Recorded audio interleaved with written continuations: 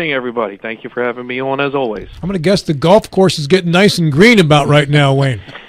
Yes, we finally are. March was a good month and made up for a lot of loss that we had in January and February.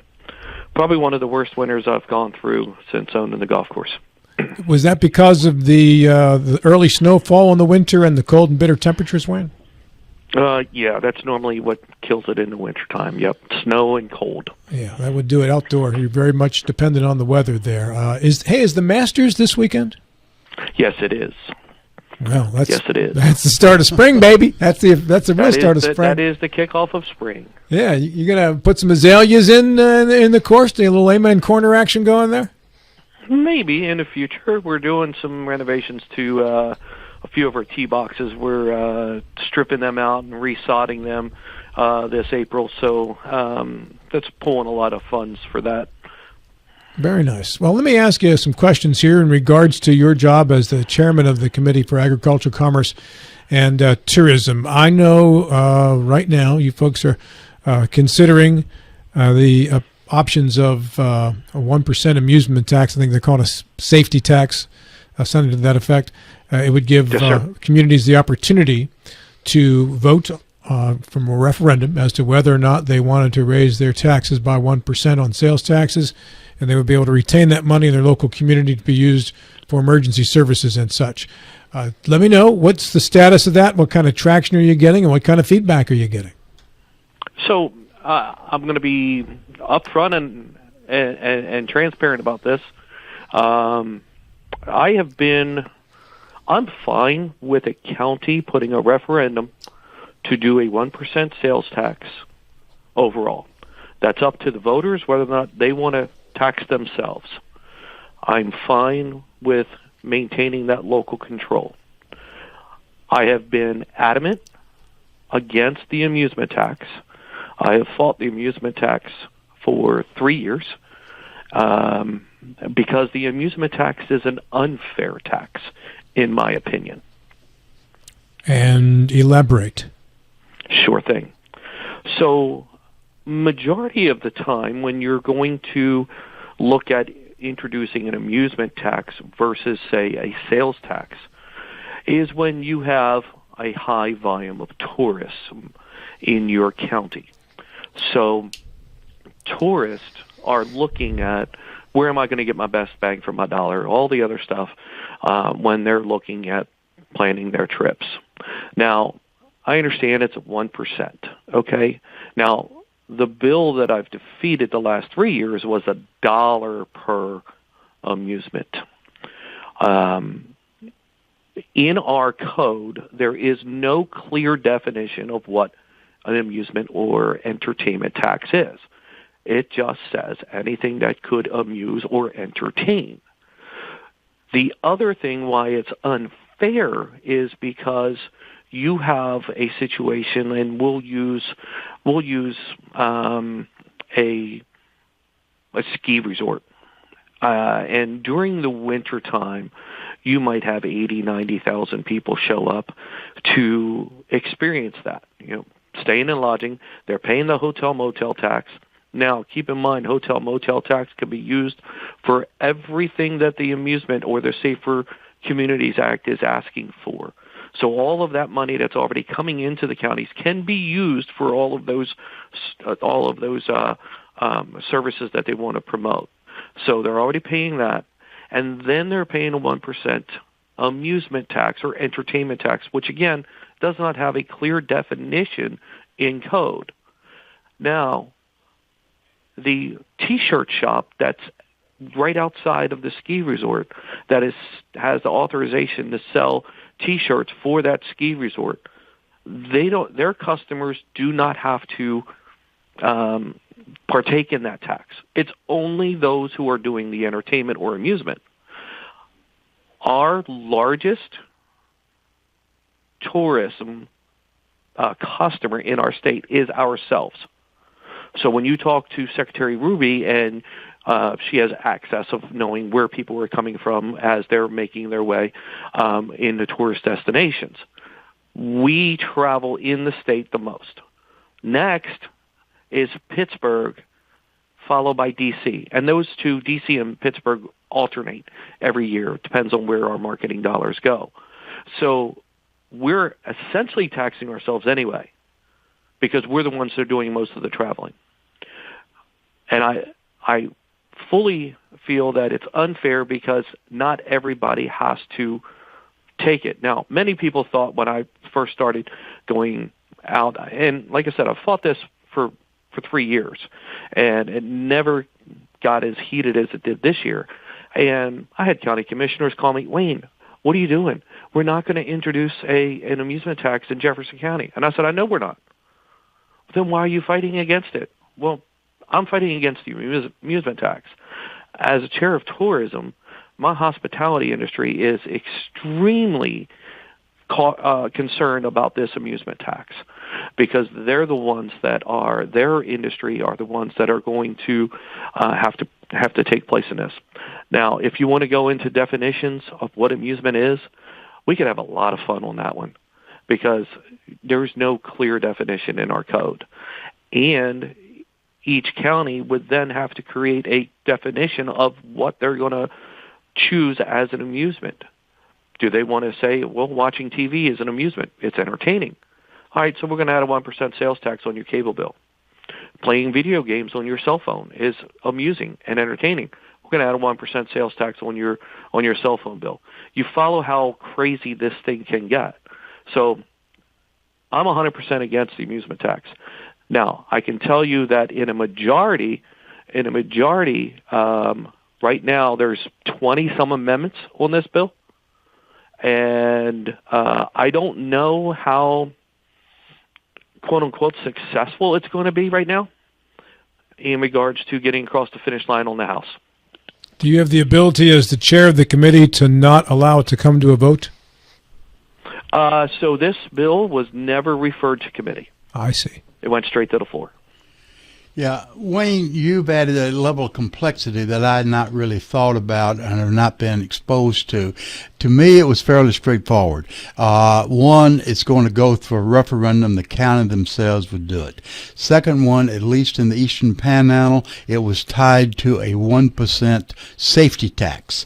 And to get the 1% safety tax through in West Virginia, in the Eastern Panhandle, other parts of the state would like to use the same 1%, same with a referendum process, but call it by a different name or go to a different purpose. Why should we in the Eastern Panhandle torpedo something that will be of great benefit to us in the Eastern Panhandle, i.e. the safety tax? Because another part of the county wants to have their control the same way that we in the Eastern Panhandle would like to have our control. So your logic evades me some way. Okay, and like I said, I am not opposed to the 1% sales tax. Everybody pay it. If you take the amusement out of the amusement tax out of it to where everybody is paying the same, then that's fine. That is that county's prerogative. But adding in the amusement tax is where we get into, an undefined in code, and we get into an unfair tax.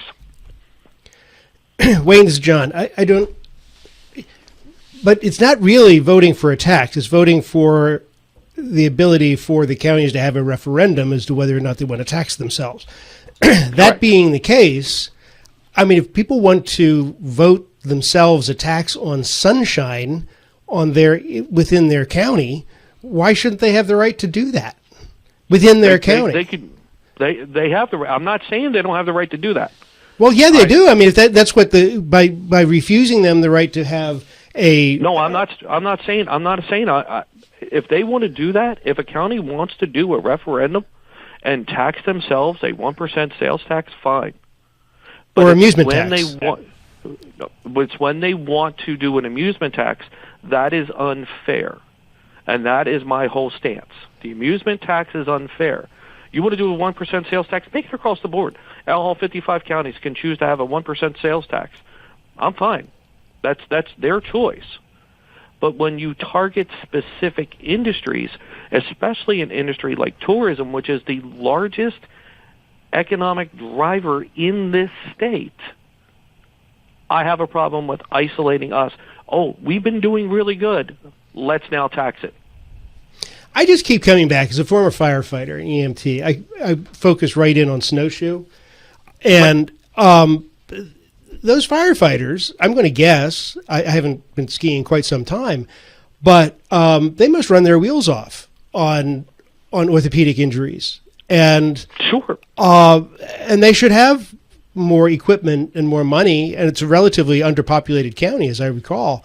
Now, keep in mind, both Snowshoe and Timberline actually pay the local EMS to be there during their busy times.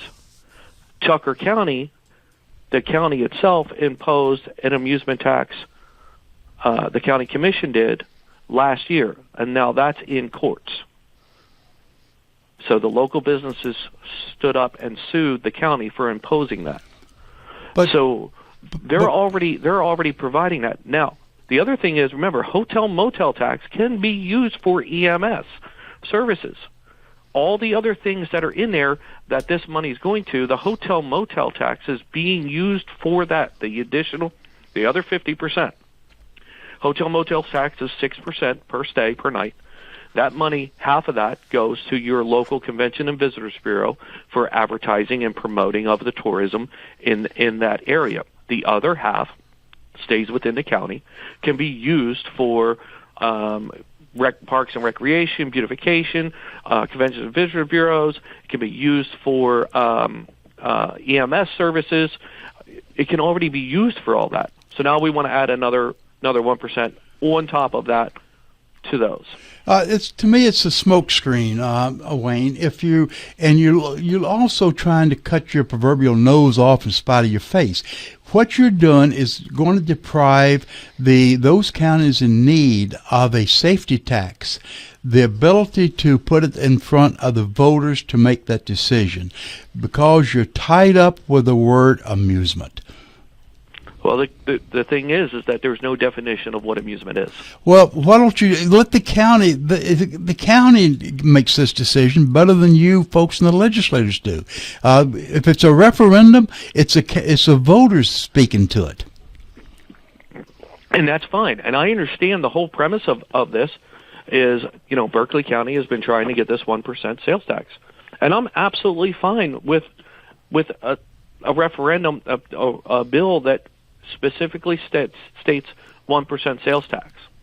My only hang-up is about the amusement. That's my whole thing. Now, I can tell you you can see it on the public webpage. You can see that there is a ton of amendments on this bill that are from people in the Eastern Panhandle and other parts of the state. People that would benefit from having additional revenue to their county. But they're so against additional taxes. There's a lot of people that down here that filed pledges that they would not raise taxes. We had almost the entire legislative body 2 years ago standing over in the Culture Center when Justice signed the $750 million personal income tax reduction. The year before, the entire body, the entire House voted 0 to 100 for a tax swap. And that was when Justice presented to us a reduction of personal income tax, but then swapping and increasing severance tax, increasing soda tax, and many other swaps by increasing taxes in other areas, including an additional 1% overall statewide on the sales tax. We voted 0 yeses, 100 noes against that. And now here we are, and they want to raise taxes again. I'm opposed to raising taxes. I'm not opposed to local control. They can do whatever they want. The amusement tax is an unfair tax and should be taken out of the bill. Everybody pays the 1% sales tax if the county passes the referendum. Plain and simple. This is where I get so frustrated with West Virginian Republicans. It's like it goes to library issues. There's an analogy here. There are books that I have no desire to read, but I'll really fight for the rights to other people to have access to them. So when it comes to a 1% sales tax, amusement tax, whatever it would be, I don't know how I would vote. Living in Berkeley County, having the ability to vote on a tax is important to me. It's so much better than having my real estate taxes go up without my permission. But having the ability to vote is important. That doesn't mean I would vote for it. It just means I would like to have the ability to do that. And when we talk about home rule, and then we don't get the home rule. That's just commentary, not a question. I agree. Well, there is a question. I don't know. How do we justify the how do we make that equation equalize? Well, that's an interesting, I guess, topic that would go to a whole nother half an hour session of how, as Republicans, we're for something when we like it. We're against something, when we don't. And what I mean by that is I'll take personal, my body. People that make the comment, it's my body, it's my choice. Okay? When we're for something. But then they'll turn around and say, I don't care if it's your body. I'm making the choice for you because I don't like this happening. So we get into a really catch-22 in that process. But I don't want to get sidetracked here, and we'll go back to what you're saying is that, and again, I want to reiterate, I am not opposed to each county having a referendum to determine whether or not they want to tax themselves. The only issue is it's a sales tax. Everybody takes it on. Don't focus on just one thing, which is quote unquote tourism. I'll give you personal understanding of this. So I reached out to my POS system, and that's my point of sale system, and I asked him, how can I implement this if this was implemented? And they said, Wayne, we would have to reprogram your POS system because you would have to identify what gets the amusement tax and what does not. It's not going to apply. And it would take us time to make this process happen. And I'd have to spend money to make this happen. So there's all sorts of issues in regards to the amusement tax part. Now, I understand, that you have different areas that have, they don't have a lot of population, but whether you have a lot of population or not, you still have the same amount of money spent in the state, in that county. So if you're going to do a referendum for the sales tax, and then everybody pays it. But has there been any thought at all of having your amusement tax in the Eastern Panhandle? I've not heard that mentioned by anybody. No, there's been no thought of having an amusement tax in the Eastern Panhandle. So I'll come back to the fact: why not let the voters decide? They're the closest to the issue. Why does the legislature do what they've historically done to cut the voters out of the decision-making process? Well, I think we're kind of going rounds now on this. I'm not trying to cut the voters out.